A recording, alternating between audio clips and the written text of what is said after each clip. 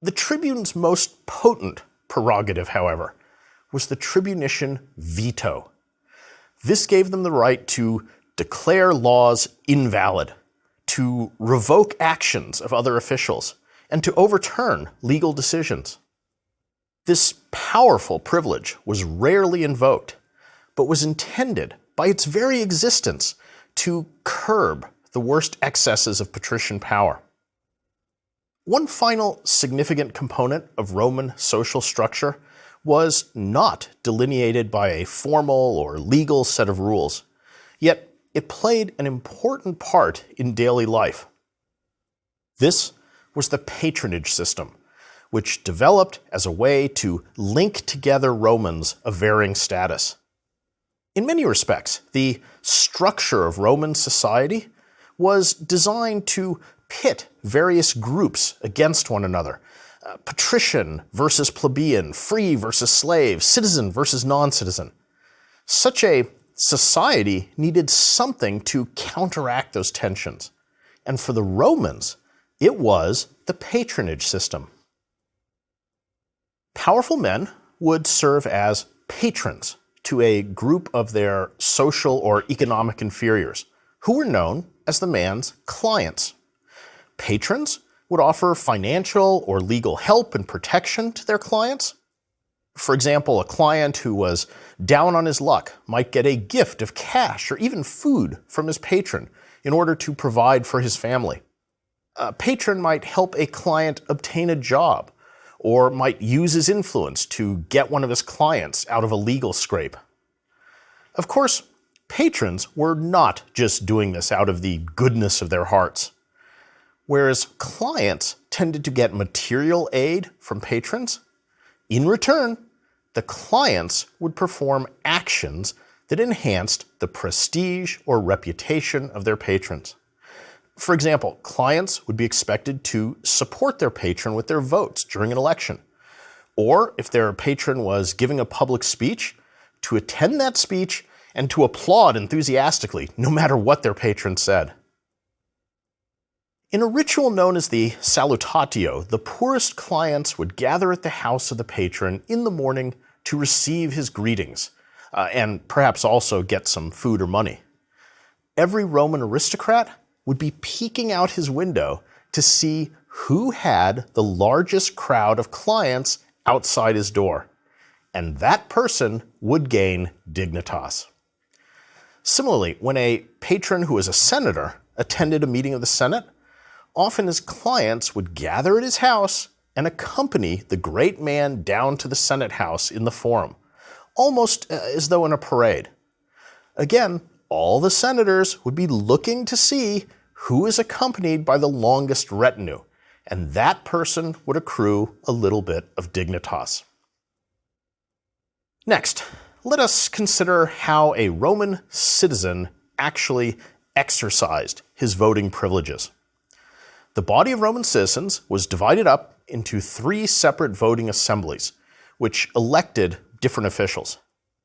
Patricians were simultaneously a member of 2 of these assemblies, while plebeians were members of all 3. The first was called the Comitia Centuriata.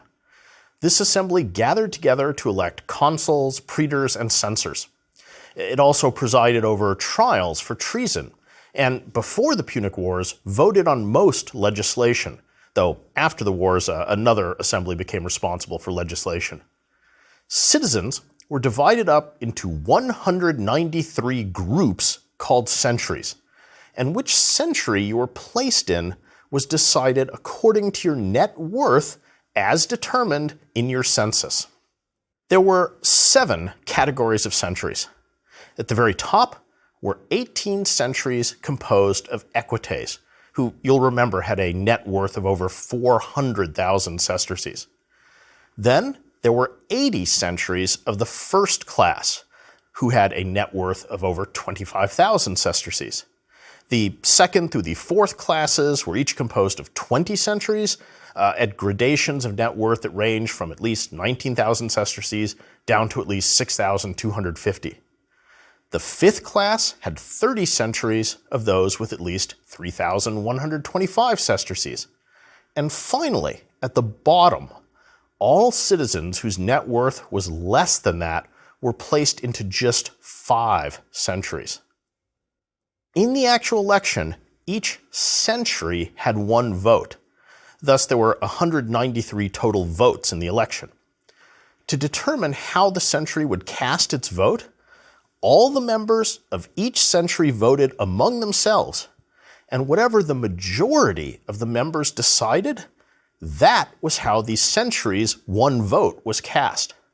This system is similar to the American Electoral College, in which all the electoral votes of a certain state are given to just 1 candidate.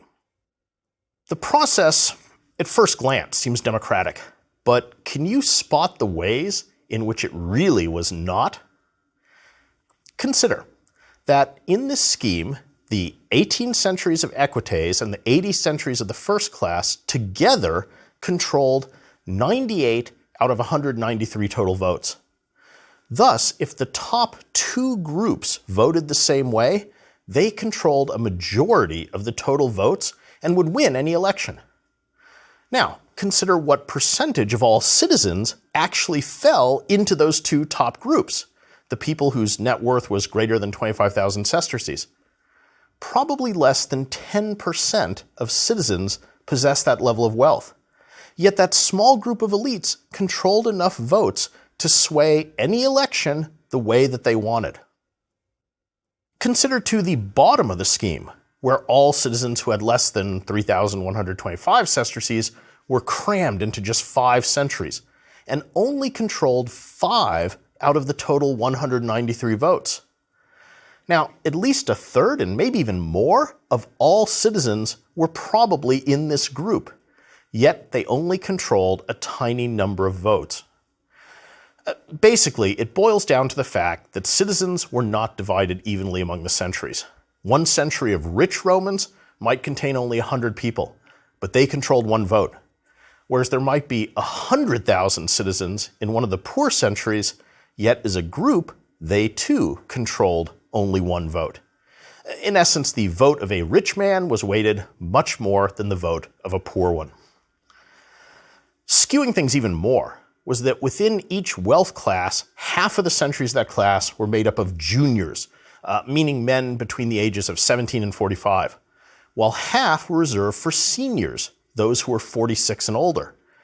Since there were a lot more young men than old ones, the senior centuries within a wealth class would have had fewer members.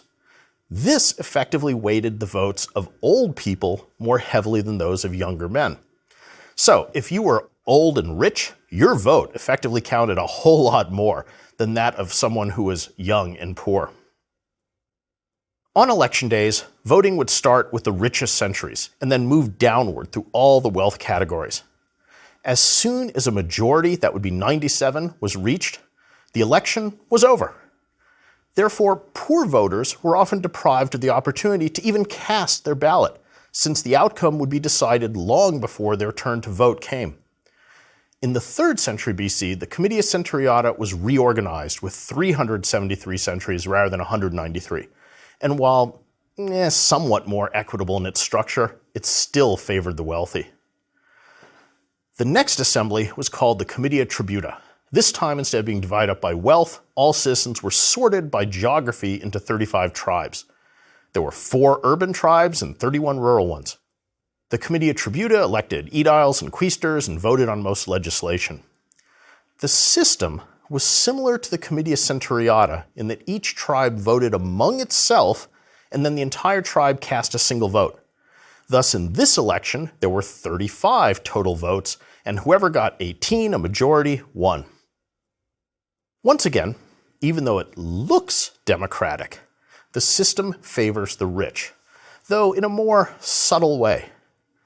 Elections were held at Rome, and you had to be physically present to cast a vote. There were no absentee ballots, and everyone voted in one place. So, if you wanted to vote, you had to travel to Rome, which required time and money, things only rich people had. The poor people who lived in Rome could certainly vote, and did. But since they were all grouped into the 4 urban tribes, they only had 4 out of 35 votes. The final important assembly was the Concilia Plebis. It was organized in the same way as the Comitia Tributa with 35 tribes, and it voted in the same way. The only difference was that all patricians were excluded, and its main function was to elect tribunes. On voting days, the citizens would gather in the Campus Martius, the big field adjacent to the city that was enclosed within a bend of the Tiber River. A vast enclosure of fence posts and ropes was erected in the Campus Martius with aisles for each of the centuries or tribes, depending what type of election it was. A reconstruction of this enclosure suggests that it might have been 300 feet wide and 1,000 feet long, and could hold more than 50,000 voters. You might envision it as an oversized version of the sort of people-holding structures that one has to file through when waiting in line to go through security at a big airport, or while waiting for popular rides at places like Disney World. Up until 139 BC, voters filed past a table and shouted out their votes. Because of the open violence and intimidation by unscrupulous men trying to sway the voters that this produced, the Romans switched to using secret ballots, which you would write on and then cast into an urn as you filed past. Despite the presence of 500 officials patrolling the area to prevent cheating, it still occurred, as on several instances when thousands of votes were found in the urns written in the same handwriting. All right, that's a quick outline of some of the main institutions of the Roman Republic. I leave it to you to judge how truly democratic it was, but it did seem to work well for the Romans. It's also important to note that all of this did not spring into being overnight, but rather developed over several centuries with the full-fledged system probably in place by the end of the 4th century BC.